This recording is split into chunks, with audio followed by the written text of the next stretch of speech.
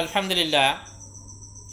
আমগো নবীজি বলছে, আমার উম্মতের মধ্যে ওই লোকটা সবচেয়ে বড় ফকির, সবচেয়ে বড় ক্ষতিগ্রস্ত। ওই লোকটা অনেক নেক আমল নিয়ে হাসরের ময়দানে দাঁড়াইবে, কিন্তু অবশেষে তাকে জাহান্নামেও যাইতে হবে। কারণটা কি? সে দুনিয়াতে অন্যায়ভাবে কাউকে থাপ্পড় মারছে, কাউকে গালি দিচ্ছে, তারপরে দিয়ে এরকমভাবে মানুষকে কষ্ট দিচ্ছে।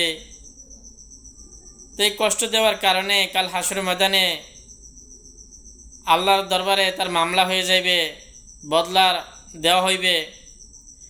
তো এরকমভাবে গালি দেওয়ার কারণে তাকে নেকি দিতে হবে, থাপ্পড় দেওয়ার কারণে তাকে নেকি দিতে হবে, কষ্ট দেওয়ার কারণে তাকে নেকি দিতে হবে। এক সময় নেকি দিতে দিতে তার সব নেকি শেষ হয়ে যাবে, কিন্তু আরও পাওনাদার দাঁড়া থাকবে, পাওনাদার আসবে। তখন এরকমভাবে নেকিও শেষ, পাওনাদার রয়ে গেছে। তো ওই পাওনাদারের গুনাহ আমার কান্দে চাপায় দিবে। আমার শাস্তি যদি হয়ে থাকে 20 বছর, ওইখানে পাওনাদার থাকিয়া এরকমভাবে আরও শাস্তি এরকমভাবে বাড়তে থাকবে। তার লাস্টে এরকমভাবে আমার কি করতে হইবে? জাহান্নামের মধ্যে আমার চাইতে হবে।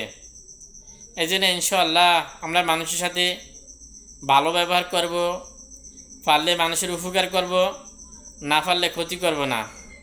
তা আল্লাহ তাআলা আমাদেরকে কথাগুলো শোনা বুঝা, এরপর আল্লাহ তাআলা আমল করার তৌফিক দান করুক। আমিন। ওয়া আখিরু দাওয়ানা আলহামদুলিল্লাহি রাব্বিল আলামিন।